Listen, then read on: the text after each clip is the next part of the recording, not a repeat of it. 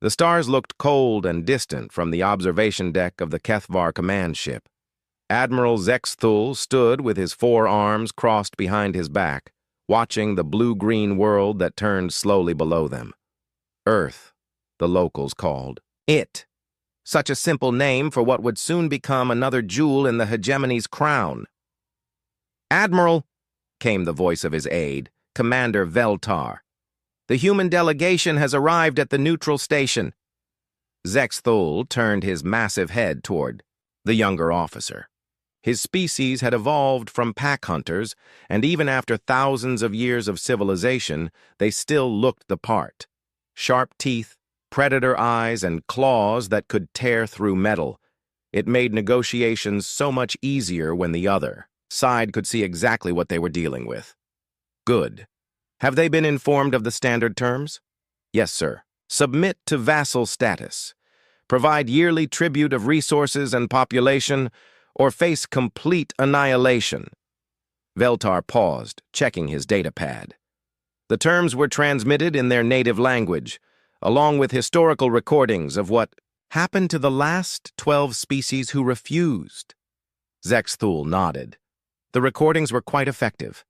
The glassing of Terral Prime usually convinced even the most stubborn species to see reason. Entire continents turned to radioactive glass in mere hours. Cities that had stood for millennia reduced to glowing craters. Populations that had numbered in the billions simply gone. "What do we know about these humans?" the Admiral asked, moving to his command chair. Veltar activated a holographic display. The image of a bipedal creature appeared, standing upright, on 2 legs, with only 2 arms. They looked almost fragile compared to the Kethvar's powerful build. Standard carbon-based life form. They've only recently achieved faster-than-light travel. Their technology appears primitive by our standards. Single-planet civilization with some basic orbital installations. Population approximately 8 billion. Individuals. Weapons capabilities. Kinetic projectiles. Primitive energy weapons. Basic nuclear technology. Nothing that could pose a threat to even our oldest ships. Veltar scrolled through more data. They appear to have some form of planetary defense grid, but our scans suggest it's primarily designed to intercept asteroids and space debris. Zexthul laughed, a sound like grinding metal. "Asteroid defense against the hegemony fleet. How charmingly naive." The communication console chimed, indicating an incoming transmission from the neutral station. "Admiral, we're receiving a response from the human delegation. Put it through." The main view screen activated, showing a conference room aboard the neutral station. 3 humans sat at a simple metal table. They wore dark blue uniforms with small insignias that meant nothing to Zexthul. The center figure, an older human with gray hair, stood up slowly. "I am Ambassador Harrison of the United Earth Government. We have received your terms and reviewed the historical data you provided." Zexthul leaned forward in his chair. This was usually where the pleading began. The desperate offers of negotiation, the promises of compliance, the tears and begging. He had seen it all before. "And?" the Admiral prompted. Ambassador Harrison looked directly into the camera. His face showed no fear, no desperation, no anger, just a calm, almost sad expression. "We respectfully decline your terms. We request that you leave our space immediately." Silence filled the command bridge. Veltar's mandibles clicked nervously. The other bridge officers exchanged glances. In 3 centuries of conquest, no species had ever responded quite like this. "I'm sorry," Zexthul said slowly. "Did you just say you decline?" "Yes, Admiral. We decline to become vassals of the Kethvar hegemony. We also decline to provide tribute, and we respectfully request that you remove your forces from Earth space within the next 24 hours. Zexthul stood up, his full height making him tower over his command console. "Perhaps you did not understand the recordings we sent. Those were real events, real worlds, real populations that no longer exist because they made the same choice you appear to be making." Harrison nodded. We understood perfectly. The destruction was quite thorough. We're sorry for the loss of life those civilizations suffered. Then you understand what will happen to your world if you maintain this position? We understand what you believe will happen, Harrison replied. But we still must respectfully decline your offer. The word respectfully hung in the air. Zexthul had conquered 47 star systems. He had received the surrender of countless species. He had heard every possible response to the hegemony's demands. But never once had anyone said respectfully while refusing to surrender. You're being respectful, Zexthul said, while essentially declaring war on the most powerful empire in the galaxy. We're not declaring war, Admiral. We're simply declining your offer and asking you to leave. There's a difference. Veltar whispered something to his admiral, but Zexthul waved him away. This was fascinating. The humans appeared to genuinely believe they could refuse the hegemony and survive. Either they were the most delusional species he had ever encountered, or they knew something he didn't.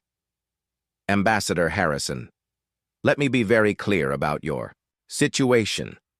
My fleet contains 200 ships, each capable of destroying every major city on your world.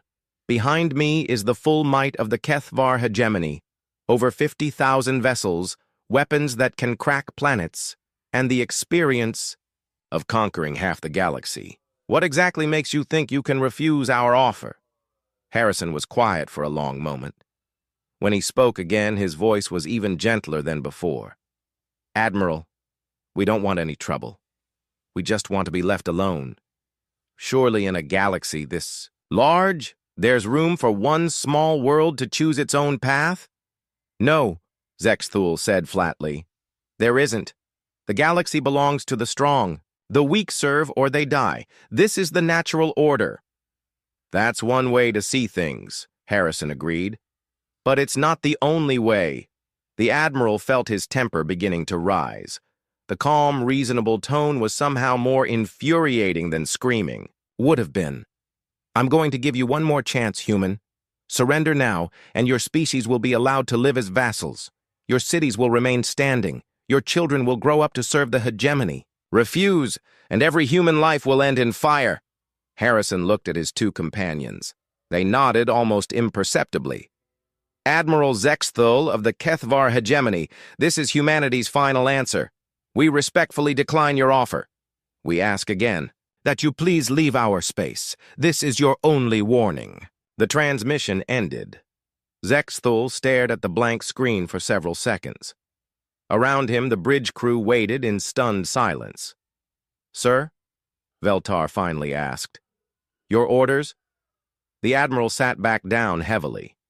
In all his years of conquest, he had never encountered anything like this. The humans weren't angry or defiant in the way he understood. They weren't pleading or negotiating. They had simply said no, as if refusing the hegemony was the most natural thing in the world. Commander, compile everything we know about human military capabilities. I want a complete analysis of their defensive systems, fleet strength, and weapons technology. Sir, our scans show they have perhaps 50 small vessels, primitive fusion drives, basic hull plating. Their most powerful weapons appear to be nuclear devices that wouldn't scratch the paint on our shields. Then explain to me why they're not afraid. Veltar consulted his datapad again. Perhaps they're simply too primitive to understand the threat. Some species lack the cognitive ability to properly assess danger. Zexthul considered this. It was possible. He had encountered species before that were too simple to understand what was happening to them. But something about the human ambassador's tone suggested otherwise. Harrison had understood perfectly well what the hegemony was offering. He just didn't seem to care. Sir, the fleet is requesting orders. Should we begin bombardment of military targets? No, not yet. Zexthul stood up and walked back to the observation window. The blue world below looked so peaceful, so unaware of the massive guns pointed at it. Signal the fleet. We withdraw to the edge of the system and wait. Sir? 24 hours. They asked for 24 hours.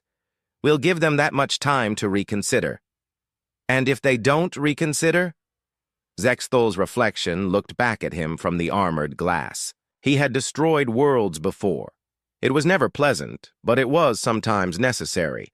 The strong ruled, the weak served. This was the way of things. But something about the humans bothered him.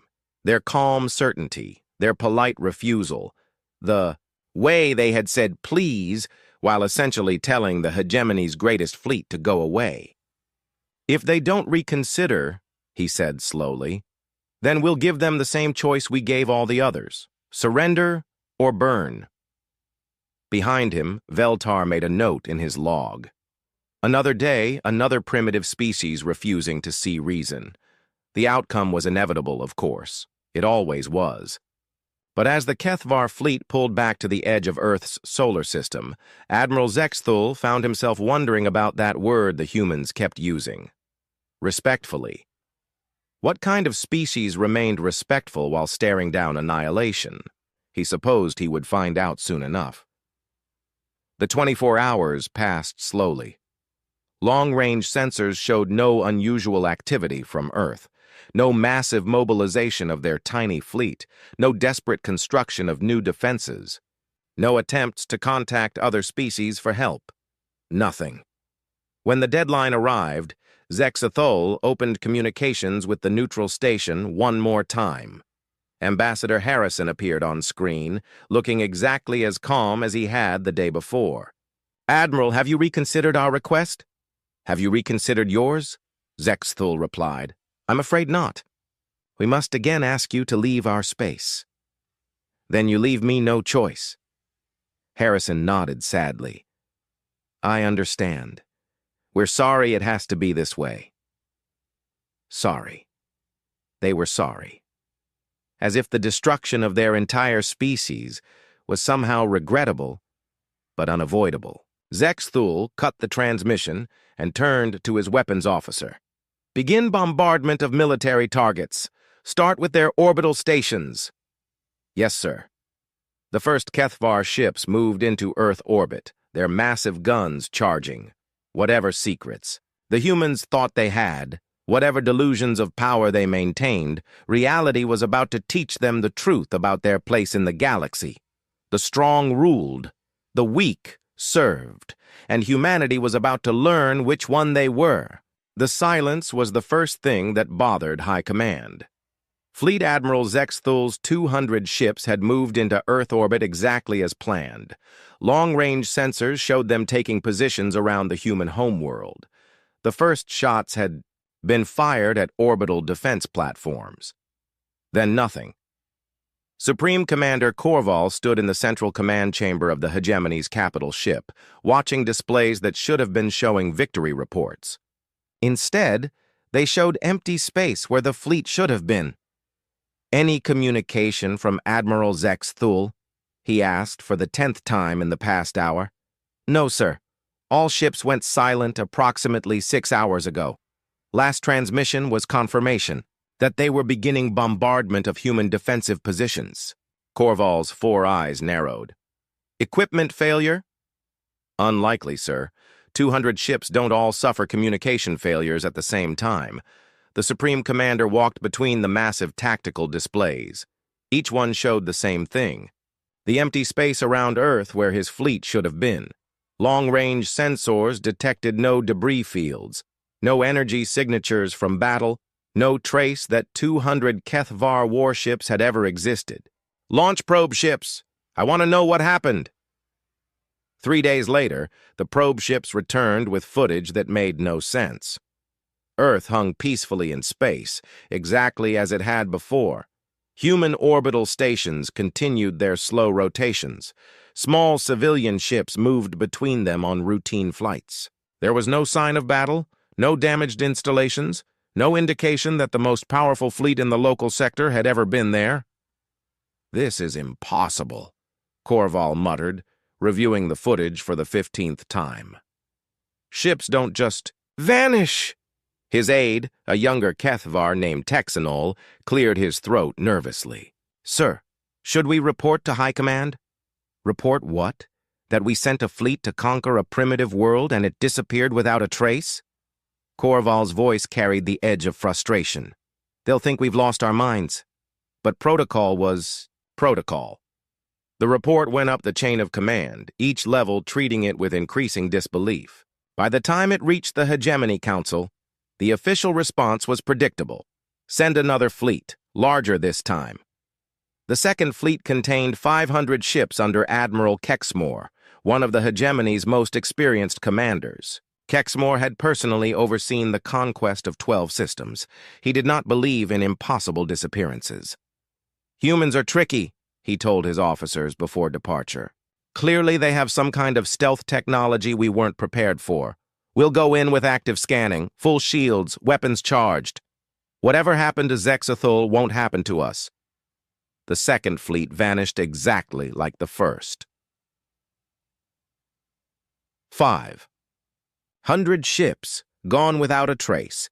No distress signals, no weapon signatures, no debris. The probe ships that followed found Earth exactly as peaceful as before, its inhabitants going about their daily lives as if nothing had happened.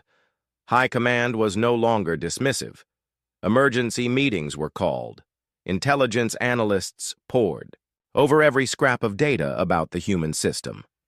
Scientists proposed theories ranging from hidden alien artifacts to natural spatial anomalies. The third fleet was even larger. 1,000 ships under Admiral Nexrian, who had conquered more worlds than any other living Kethvar. If anyone could solve the mystery of Earth, it would be her. The third fleet also vanished. By now, word was spreading throughout the Hegemony. The impossible was happening. 3 fleets, nearly 2,000 ships total, had simply ceased to exist. Other species under Kethvar rule began to whisper among themselves. Tributary worlds exchanged nervous glances. If the mighty Hegemony could lose entire fleets to a single primitive world, what did that mean for the rest of the galaxy? This is becoming embarrassing, declared Chancellor Vexel at the Emergency Council session.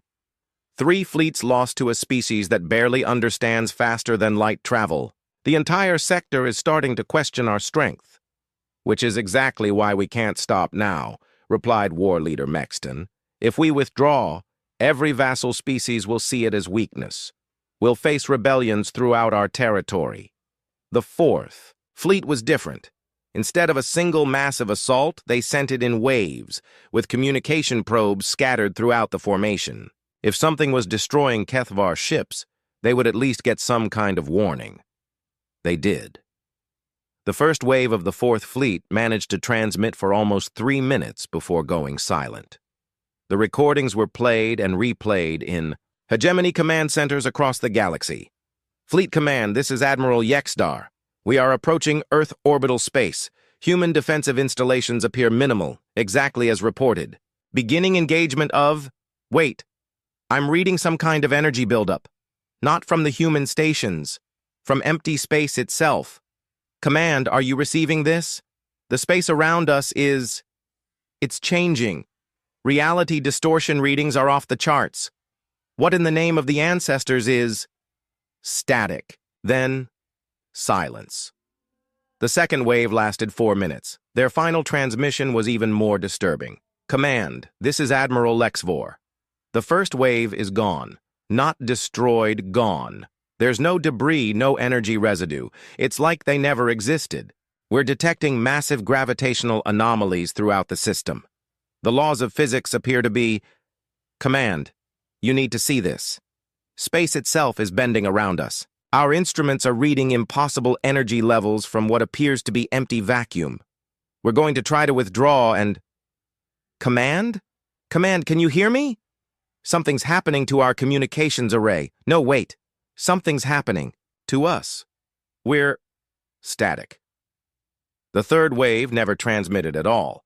High Command stared at the recordings in stunned silence. Scientists scrambled to explain gravitational anomalies and reality distortions. Military analysts tried to understand how empty space could generate energy readings. Sir, one of the younger analysts said hesitantly, what if we're thinking about this wrong? Supreme Commander Korval, now personally overseeing the Earth situation, turned toward the speaker. Explain. What if the humans aren't using technology to defend themselves? What if they're something else entirely? Such as? I don't know, sir. But we've been assuming they're a primitive species with hidden weapons. What if they're not primitive at all? The suggestion was quietly dismissed, but it planted a seed of doubt. The 5th and 6th fleets were sent together, with strict orders to maintain constant communication and withdraw at the first sign of trouble. Both fleets lasted almost an hour before vanishing. Their final transmissions spoke of human ships that shouldn't be possible and weapons that violated known physics. The last message from Admiral Rextall of the 6th Fleet was particularly disturbing. Command, the human vessels they're not entirely in normal space. They phase in and out of our reality. Our weapons pass right through them, but theirs strike us with impossible force. They're using gravitational manipulation on a scale we've never seen. How does a primitive species develop this kind of technology? Command? I don't think they're primitive at all. I think we've made a terrible mistake in coming here. We're going to try emergency withdrawal, but they're blocking our hyperspace generators. They're not just defending themselves, they're toying with us. The transmission ended with what sounded like laughter in the background. Human laughter. By the time the 7th Fleet was assembled, the entire hegemony was in an uproar. Vassal species were openly questioning Kethvar authority. Some tributary worlds had stopped sending their required resources. 3 systems had declared independence and dared the weakened hegemony to stop them. The 7th Fleet was commanded by Admiral Dexcool, the hero of the Outer Rim, conqueror of the Vexari Empire. If anyone could succeed where 6 fleets had failed, it would be him. Dexcool lasted 2 hours and 17 minutes. His final transmission was the longest and most detailed yet. Command, this is Admiral Dexcool. We've engaged the human defensive fleet. I need to stress that everything we thought we knew about this species is wrong. Their ships move through space-time itself as if it were an ocean. They're manipulating gravity, electromagnetic fields, and what appears to be the fundamental forces of physics. Our most powerful weapons barely scratch their hulls, while their attacks tear our ships apart at the molecular level. But here's what disturbs me most, Command. They're not fighting like a desperate species defending their homeworld. They're fighting like teachers correcting unruly children. They announce their attacks before they make them. They give us chances to withdraw. They seem genuinely sad when we refuse to retreat. One of their ships just broadcast a message to us, a human female saying, "You don't have to die here. Please turn around and go home." They're offering us mercy, Command. The species we came to conquer is offering us mercy. I'm going to order a withdrawal. This isn't a battle we can win. This isn't a battle we should be fighting. There's something very wrong with our intelligence about humanity. They're not a primitive species that got lucky. There's something else entirely. Something that's been letting us think we were in control. The transmission continued for another hour, documenting impossible weapons and technology that seemed to operate outside known scientific principles. Then, like all the others, it cut to static. The 8th Fleet was the largest yet, 3,000 ships under Admiral Kexmore, the Hammer of Worlds. The entire hegemony military was now focused on the Earth problem. Other sectors were stripped of defenses to support the massive assault. Kexmore's fleet lasted almost 6 hours. His transmissions painted a picture of a battle that was less like warfare and more like a demonstration. Human ships that existed partially outside normal space-time. Weapons that targeted individual atoms and rearranged them into harmless gas. Defensive systems that made Kethvar attacks simply cease to exist. "They're not even trying to destroy us quickly," Kexmore reported. "They're taking us apart slowly, giving us every opportunity to surrender and withdraw. They keep broadcasting messages asking us to reconsider our aggression. They actually seem disappointed that we won't leave peacefully." "Command, I have to tell you something. This isn't a war. This is an extermination, but not the kind we're used to. They're not exterminating us out of hatred or fear. They're exterminating us because we refuse to stop attacking them. It's like putting down a mad animal. Necessary, regrettable, but unavoidable. His final message was barely a whisper. Command. I understand now.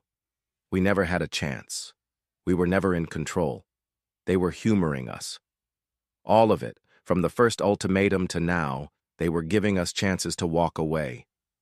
8 fleets, and they kept hoping we'd be smart enough to leave them alone. I think they're genuinely sorry this is happening. Static. 8 fleets. Nearly 10,000 ships, the entire might of the hegemony's finest commanders, gone without a trace. Earth continued to rotate peacefully in its orbit, its inhabitants apparently unaffected by the battles that had raged around their world. In the hegemony capital, emergency sessions ran day and night. The truth was becoming impossible to ignore. They had not been fighting a primitive species. They had been fighting something far beyond their understanding, and worse, that something had been trying to let them leave peacefully. The question now was whether the hegemony would be wise enough to take the hint, or foolish enough to send a 9th fleet. Chancellor Vexel looked around the council chamber at the faces of his fellow leaders. Fear, confusion, and wounded pride warred in their expressions. The 9th Fleet will be different, he declared. We'll send everything. Every ship, every weapon, every soldier we have.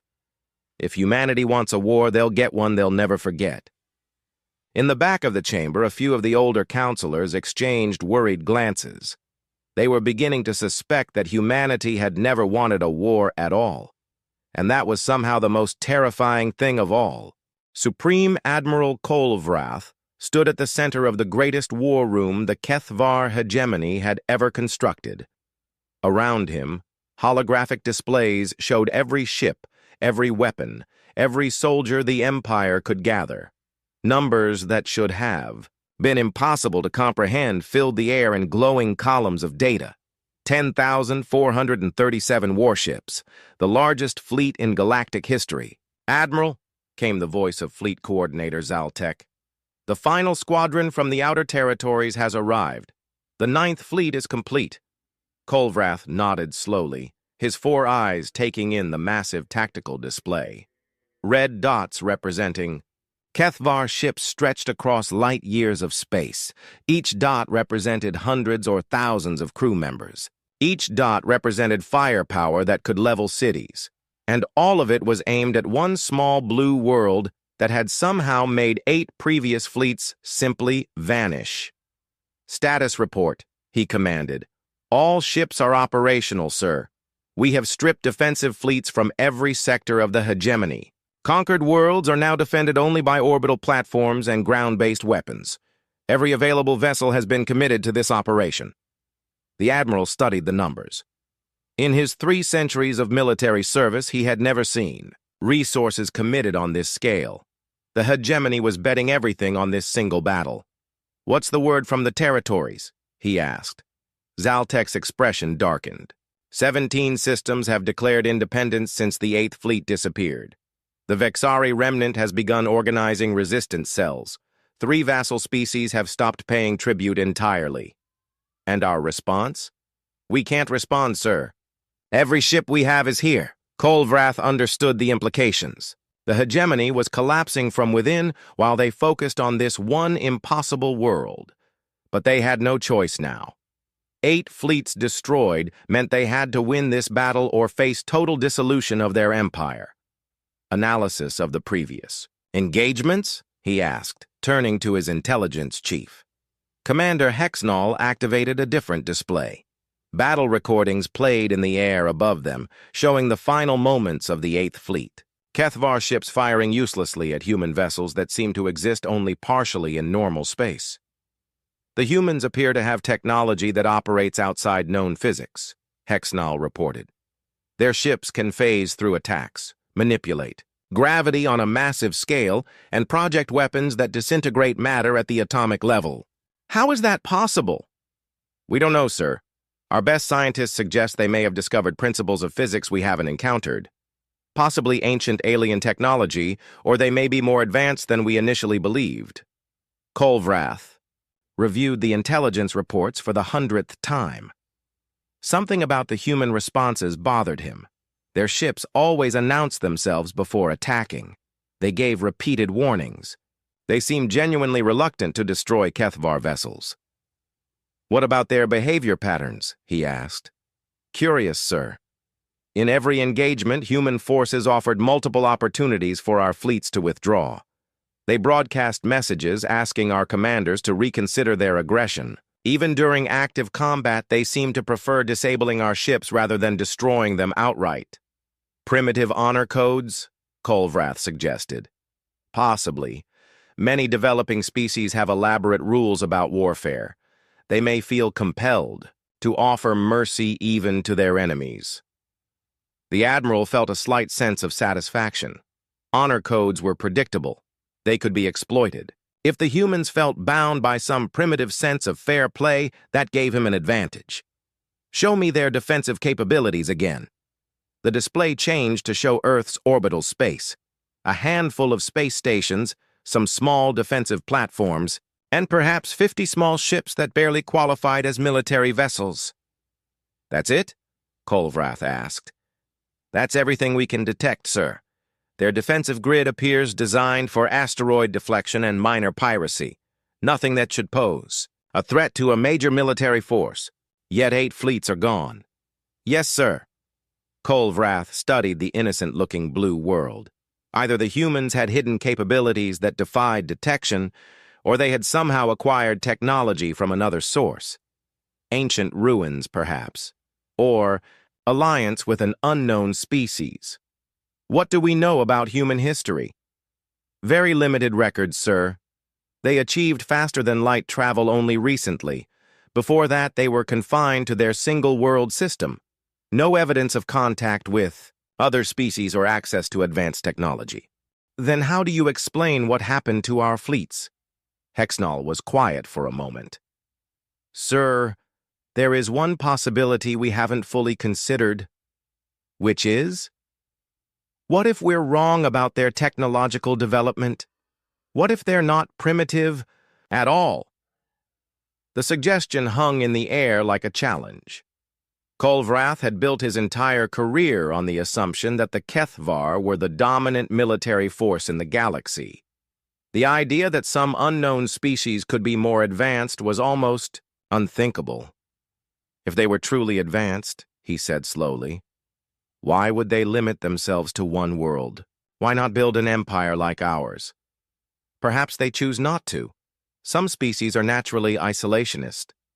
Or perhaps, Kolvrath said, his voice taking on a harder edge, they want us to think they're more powerful than they actually are. Smoke and mirrors to make a few hidden weapons seem like overwhelming force. This interpretation felt more comfortable. The Admiral had seen species try to bluff their way out of conquest before. Usually it involved making a few ships seem like many, or hiding their population centers to make targeting difficult. Analysis of their communication patterns? He asked. Extremely polite, sir. Even when refusing our ultimatums, they used respectful language. When warning our fleets to withdraw, they said please and thank you. Most unusual behavior for a species under attack. Kolvrath smiled slightly. Politeness was another sign of weakness. Truly dangerous species didn't waste time with pleasantries when facing annihilation. They're stalling, he decided. Playing for time while they prepare whatever hidden defenses they have. Classic primitive behavior. He turned to address the full command staff. Officers, we're dealing with a species that has managed to hide their true capabilities from our scouts. They've used surprise and misdirection to destroy our previous fleets. But surprise only works once. Now we know they have advanced technology. Now we're prepared. Murmurs of agreement rippled through the room. This explanation made sense to commanders who had spent their lives conquering supposedly weaker species. Our strategy will be different from previous engagements, Kolvrath continued. We will not underestimate their defenses.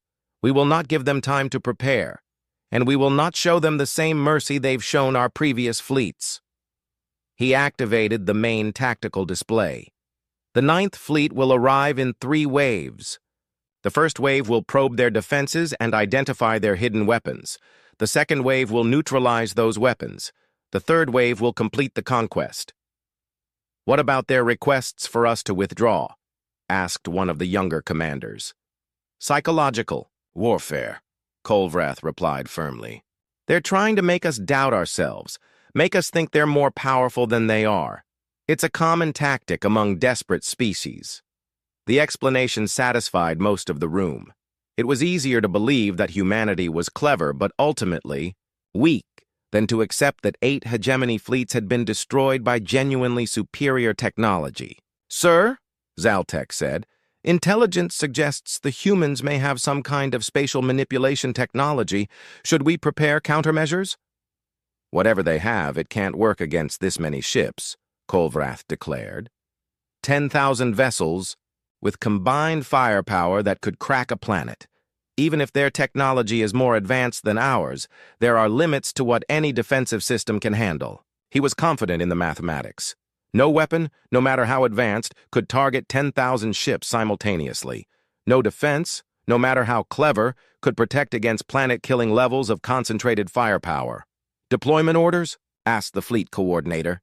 Begin the operation. All ships to Earth system, maximum speed. We end this in one decisive battle. As the massive fleet began to move, Kolvrath felt the satisfaction of a plan coming together. The humans had gotten lucky against smaller forces. They had used surprise and superior technology to win battles against unprepared opponents. But luck ran out eventually. And no species, no matter how advanced, could stand against the full military might of the Kethvar hegemony. The ships began their journey toward Earth, leaving the rest of the hegemony virtually undefended. It was a massive gamble, but Kolvrath was certain it would pay off. The humans had shown mercy to previous fleets. That mercy was a weakness he intended to exploit. As the fleet entered hyperspace, long-range communications brought updates from across the Empire. More systems declaring independence, more vassal species refusing tribute, more signs that the hegemony's authority was crumbling. Sir, Hexnal reported privately, if this battle doesn't go well, we may not have an empire to return to. Kolvrath nodded grimly. Then we'd better make sure it goes well. But deep in his mind, a small doubt nagged at him. 8 fleets destroyed without a trace, technology that seemed to violate physics itself. And through it all, the humans had remained polite, respectful, almost apologetic. What kind of species apologized while demonstrating the power to make entire fleets simply cease to exist? He pushed the doubt aside. The 9th Fleet was different. Larger, better prepared, commanded by the best military mind the hegemony had ever produced. Whatever tricks the humans had used before wouldn't work against overwhelming force. The fleet jumped to hyperspace, carrying the hopes and fears of an entire empire toward its appointment with a small blue world that had somehow become the most dangerous place in the galaxy. Behind them, the Kethvar Empire held its breath and waited to see if their greatest gamble would save them or destroy them completely. In the depths of space, 10,000 ships raced toward Earth, confident in their strength and certain of their victory. They had no idea what was waiting for them. The 9th Fleet emerged from hyperspace like a metal storm. 10,437 ships materialized at the edge of Earth's solar system in perfect formation.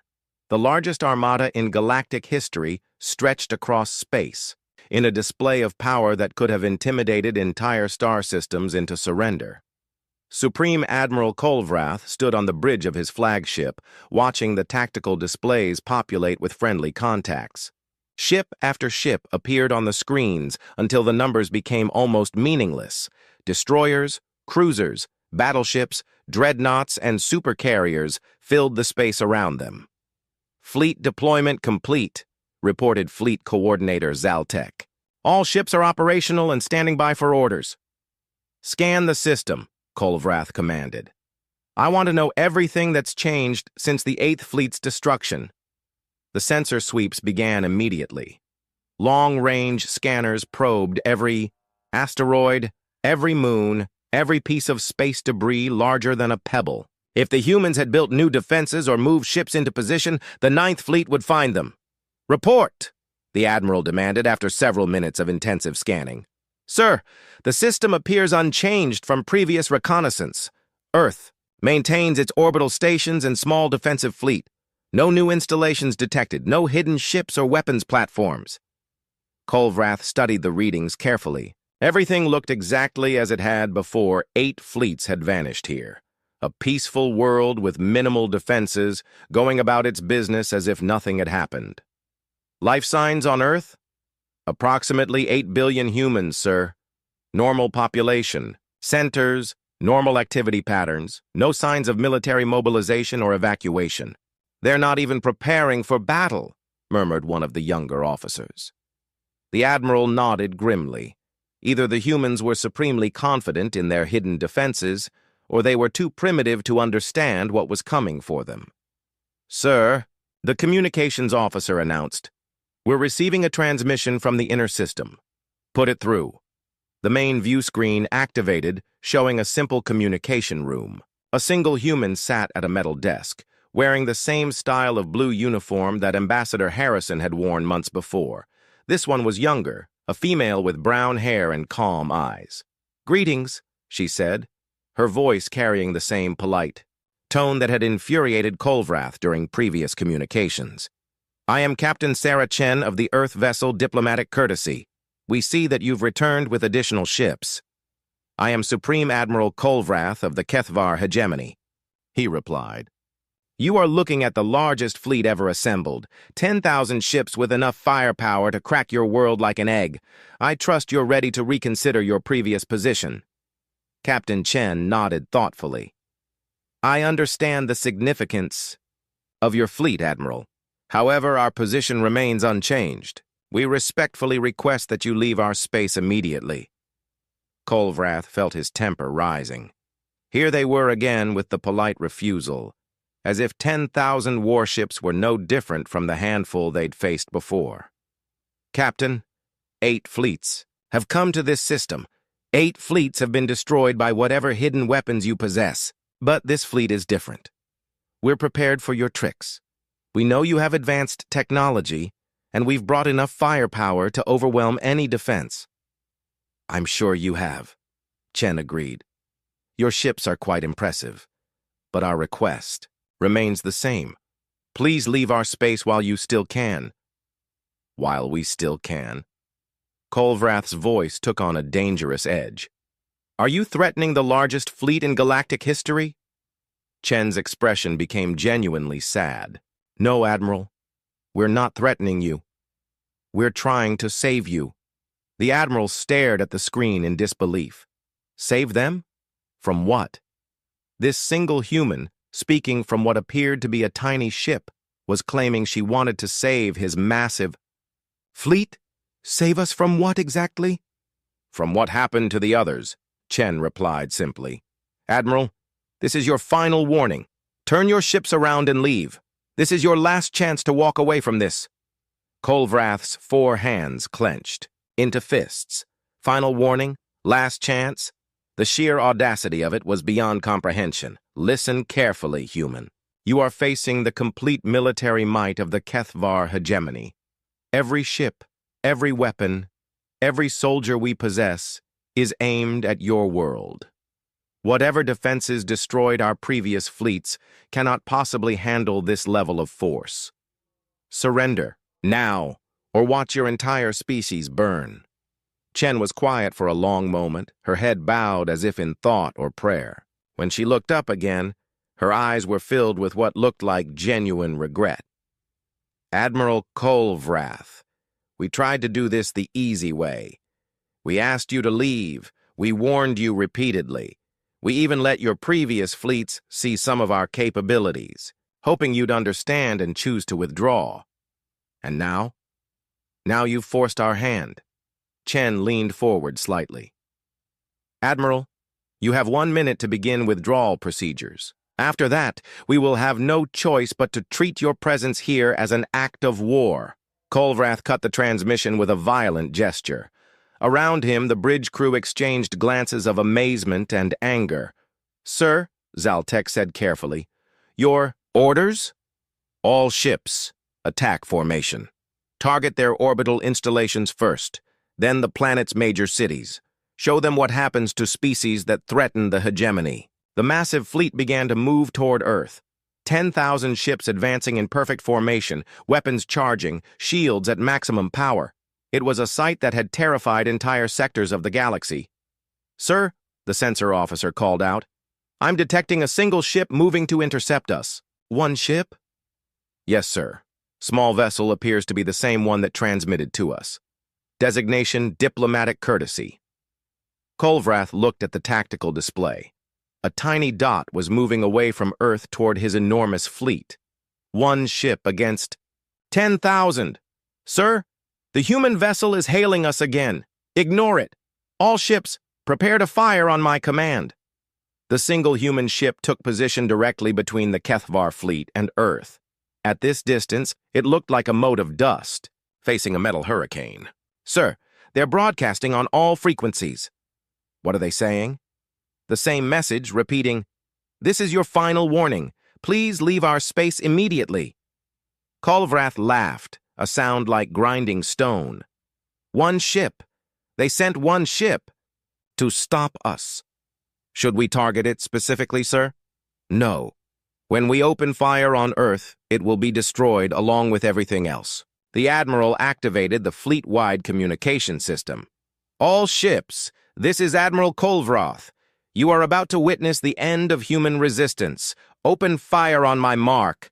10,000 ships armed their weapons simultaneously. The energy buildup was so massive that it created gravitational distortions visible on long-range sensors.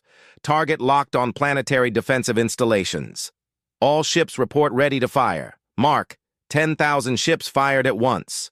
The combined energy release was equivalent to a small star-going nova. Beams and projectiles capable of destroying continents lanced toward Earth at nearly the speed of light. For a moment, it looked like the most devastating attack in galactic. History was about to reach its target. Then reality broke. Space around Earth twisted and folded like fabric in a wind.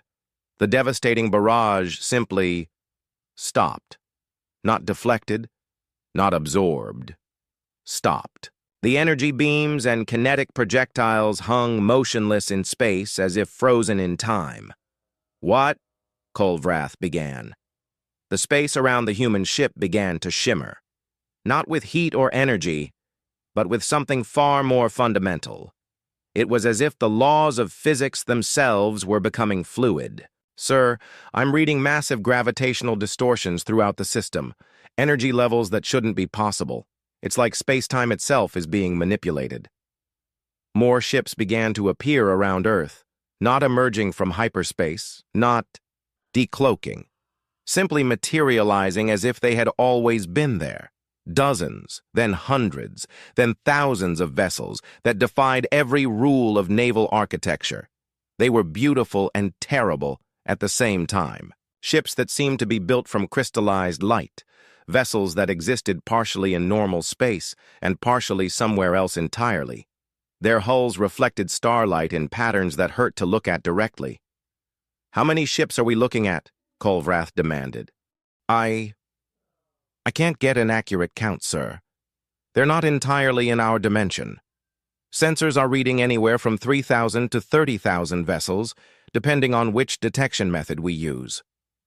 The human voice came across all communication channels simultaneously, somehow bypassing their communication systems entirely. Admiral Kolvrath, this is Captain Chen. You were warned. You were given every opportunity to leave peacefully. Now, you will see why this system has been marked as forbidden for so long. Forbidden, Kolvrath whispered. The frozen attack that had been aimed at Earth suddenly reversed direction. 10,000 devastating energy beams and projectiles turned around in space and began racing back toward the Kethvar fleet. "Evasive maneuvers!" the admiral shouted. "All ships, scatter formation!" But it was too late. The returned fire struck the Kethvar fleet with perfect accuracy. Ships that had fired plasma beams found themselves struck by their own weapons. Vessels that had launched kinetic projectiles were destroyed by their own missiles. In the space of 30 seconds, a quarter of the Ninth Fleet simply ceased to exist. "Return fire!" Kolvrath ordered desperately. "All remaining ships, target the human vessels!" The surviving Kethvar ships opened fire on the strange human fleet.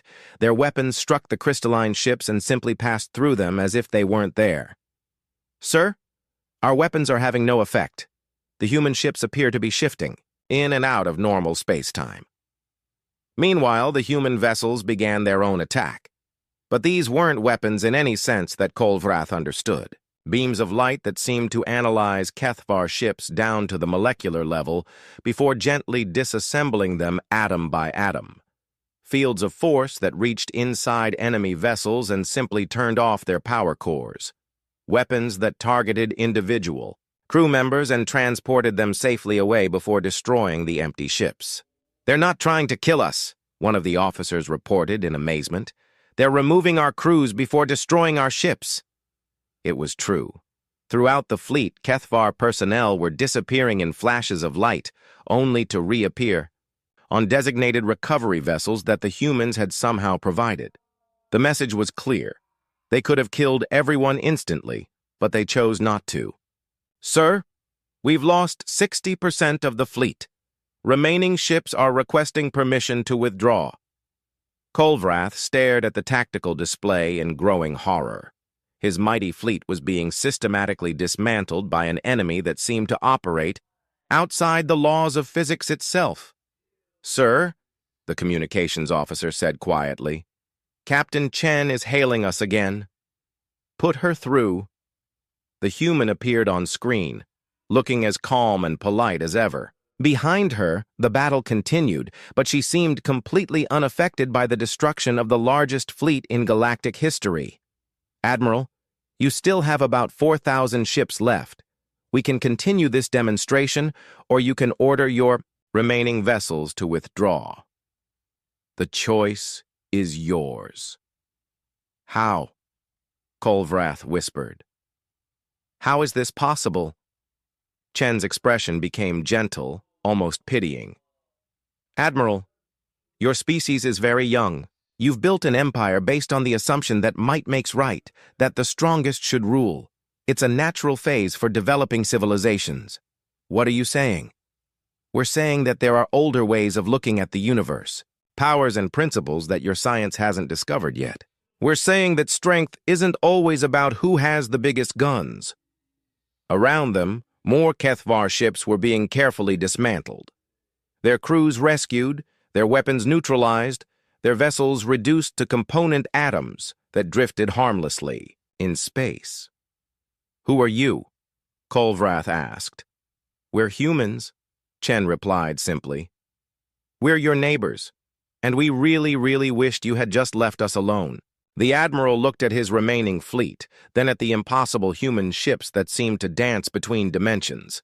The mathematics were clear. He could lose the rest of his ships here, or he could retreat and try to make sense of what he had witnessed. "All ships," he said quietly. "Prepare for emergency withdrawal." "Thank you, Admiral," Chen said. "We're sorry it had to come to this." As the surviving Kethvar ships began their escape to hyperspace, Kolvrath took one last look at Earth. The small blue world continued its peaceful rotation, utterly unchanged by the battle that had just destroyed the largest fleet in galactic history. In the space of 1 hour, the Kethvar hegemony had ceased to be a major galactic power, and the humans had done it while saying please and thank you. The retreat to hyperspace felt like fleeing from a nightmare into a universe that no longer made sense. Behind them, Earth grew smaller and smaller, taking with it everything Kolvrath thought he knew about power, warfare, and the natural order of things. The Ninth Fleet had found Earth, and Earth had sent them home with a lesson they would never forget. The Galactic Council chambers had never been so quiet. Representatives from 300 species sat in stunned silence, watching the holographic recordings that Supreme Admiral Kolvroth had brought back from Earth. The impossible battle played out before them in perfect detail. 10,000 ships reduced to scrap and memory in the space of a single hour. "This footage is authentic?" asked Councillor Vexani of the Thessarian Union. "Verified by 17 independent analysis teams," replied the Kethvar delegation's lead scientist. "Every frame has been examined for tampering or falsification. These events happened exactly as recorded.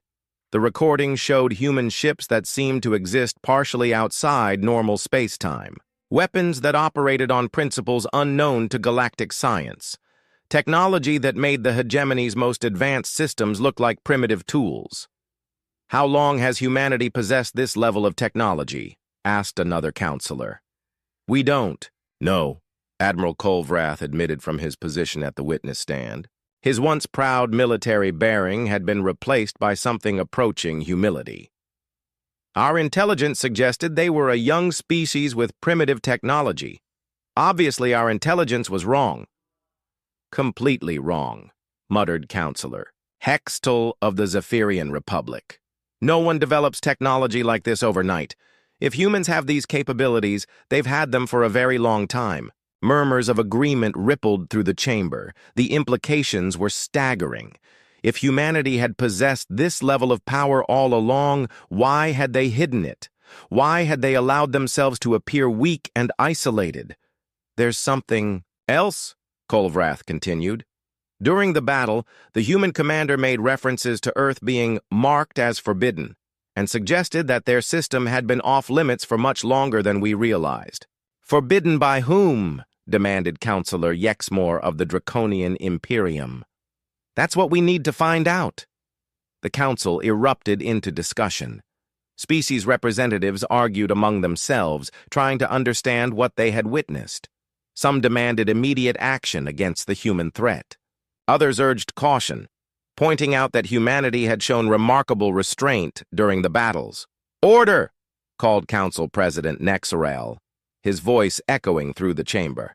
"We will hear from our Historical Research Division." An elderly Vexari shuffled forward, carrying a data tablet that looked older than most civilizations. Professor Loxon had spent his entire career studying galactic history, focusing on the ancient periods that most species preferred to forget.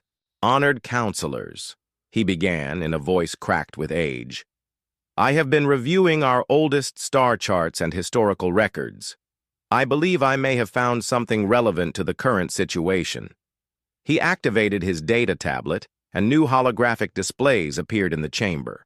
Ancient star maps, thousands of years old, filled the air above the assembled representatives.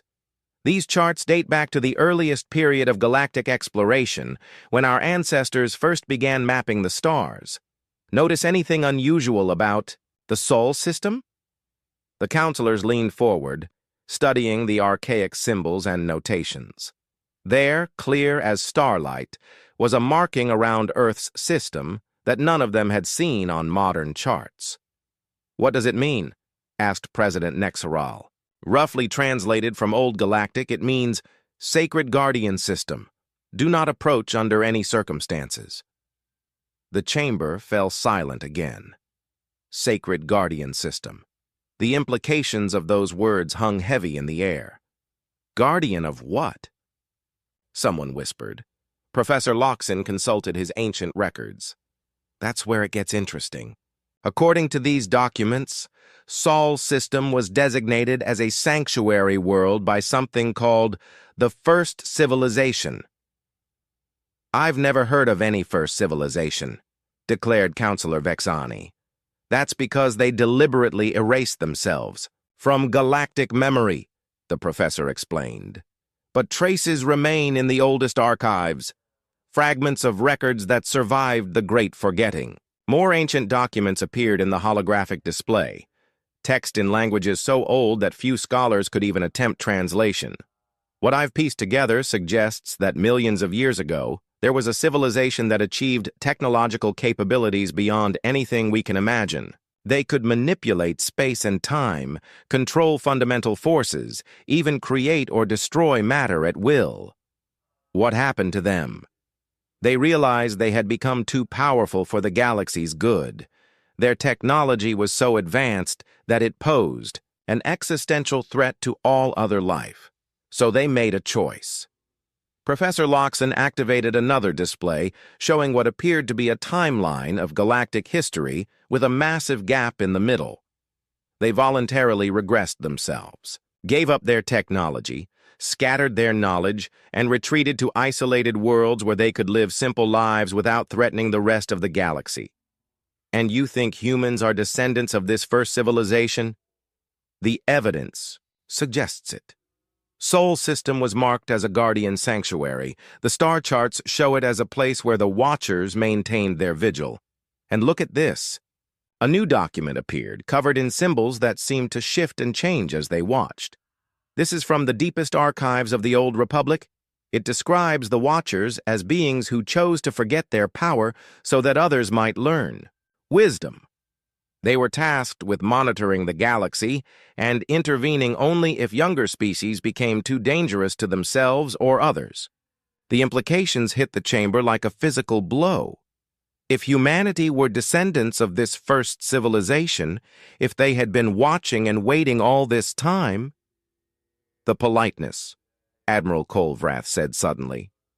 They kept saying, please, and thank you. They kept trying to give us chances to leave peacefully. Because they didn't want to hurt you, Professor Loxon explained. They've spent millions of years trying to avoid using their true capabilities. The fact that they revealed them at all suggests you pushed them past their limits of patience. But why now? Asked President Nexral. If they've been hidden for millions of years, why reveal themselves now? The professor's expression grew grave. Because the Kethvar hegemony was becoming exactly the kind of threat the Watchers were meant to stop, an aggressive empire seeking to conquer the entire galaxy. They probably hoped you would learn wisdom on your own. But when you didn't, they had to step in, Colvrath finished. The question now, said Counselor Hextall, is what happens next? If humans have technology that advanced, if they've been watching us all along, what are their intentions for the rest of the galaxy? Before anyone could answer, the chamber's communication system activated. A calm, familiar voice filled the air. Council President Nexral, this is Ambassador Harrison of the United Earth Government. We request permission to address the Galactic Council. The chamber erupted in chaos. Harrison was the same human who had refused the hegemony's ultimatum months ago. Representatives shouted questions and demands, but President Nexral called for order. Permission granted, Ambassador. Please proceed to the central podium. What happened next defied every security protocol the Council had ever established. Ambassador Harrison simply appeared in the chamber, materializing out of empty air as if he had always been there. No transporters, no energy signatures, no indication of how he had traveled from Earth to the Council chambers. He looked exactly as he had during the original negotiations, calm, polite, and slightly sad. He wore the same simple blue uniform, carried no weapons, and showed no signs of concern, despite being surrounded by representatives of species that might consider him an enemy. Honored counselors, he began, I apologize for the dramatic entrance. We felt it was important to address the questions that have undoubtedly arisen following recent events. Questions? Sputtered Counselor Vexani.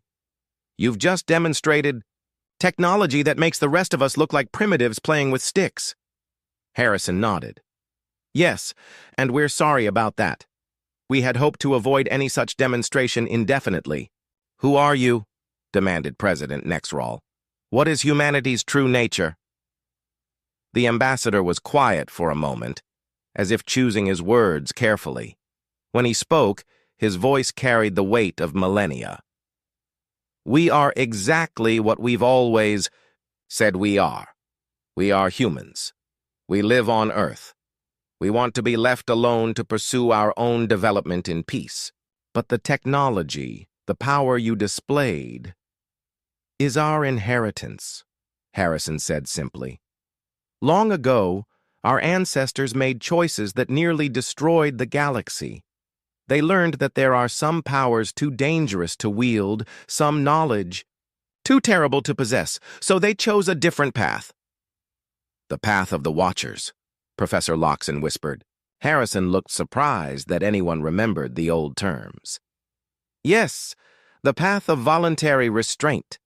The choice to use power only when absolutely necessary to protect others from making the same mistakes we once made. And the Kethvar hegemony was making those mistakes? Asked Admiral Kolovrath. You were heading down the same path that led us to near extinction millions of years ago. Conquest for its own sake, the belief that might makes right, the assumption that the strong should rule the weak. Harrison's expression grew even sadder. We've seen this pattern before. Species develop weapons, then use those weapons to build empires, then push their technology further to maintain those empires. Eventually, they develop capabilities that threaten all life in the galaxy. So you stopped us. We tried to warn you. We gave you every possible chance to choose a different path. We would have preferred that you learn wisdom on your own. And now? Asked President Nexral. Harrison looked around the chamber, meeting the eyes of representatives from dozens of species. Now we have to be more direct about maintaining galactic stability. We can no longer remain hidden while aggressive empires threaten the peace. What does that mean for the rest of us? Demanded Counselor Hextall. It means we will be taking a more active role in galactic affairs, not as conquerors or rulers, but as guardians. We will help species develop safely, prevent conflicts from escalating beyond reason, and ensure that no one civilization becomes powerful enough to threaten all the others. The chamber was silent as the implications sank in. Humanity wasn't just revealing itself as a hidden power.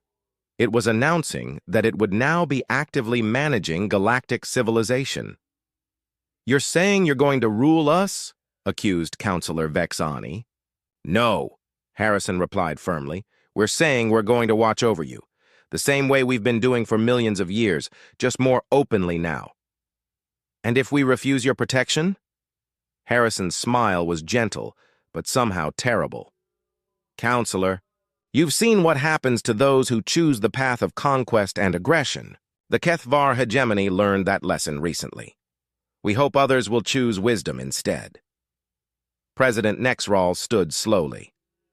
Ambassador Harrison, on behalf of the Galactic Council, I must ask, what are humanity's specific intentions regarding galactic governance? We intend to do what we've always done, Harrison replied. Maintain peace, prevent unnecessary conflicts, and help younger species avoid the mistakes that nearly destroyed us. We will not impose governments or dictate policies. We will simply ensure that no one civilization becomes a threat to galactic stability, and our current governments, our current borders, our current way of life will continue exactly as they have, provided they don't threaten the peace. We're not interested in ruling anyone. We're interested in making sure everyone has the chance to grow and develop safely. Admiral Kolovrath stood up in the witness section. What about the hegemony? What's left of it? Harrison turned toward the Admiral with something approaching sympathy. The Kethvar people will be fine, Admiral. Your empire is ended, but your species will survive and hopefully learn from this experience. We'll be providing assistance to help your world's transition to more peaceful governance. You're dismantling our entire civilization. We're giving your civilization a chance to become something better than an empire built on conquest and fear. The ambassador looked around. The chamber one final time. Honored counselors, humanity returns to the galactic community not as conquerors, but as the guardians we have always been. We hope this new era will be one of unprecedented peace and cooperation. He began to fade, becoming translucent as he prepared to leave the same way he had arrived. Wait, called President Nexral. Will we see you again? Harrison smiled. Oh, yes. We'll be much more visible from now on.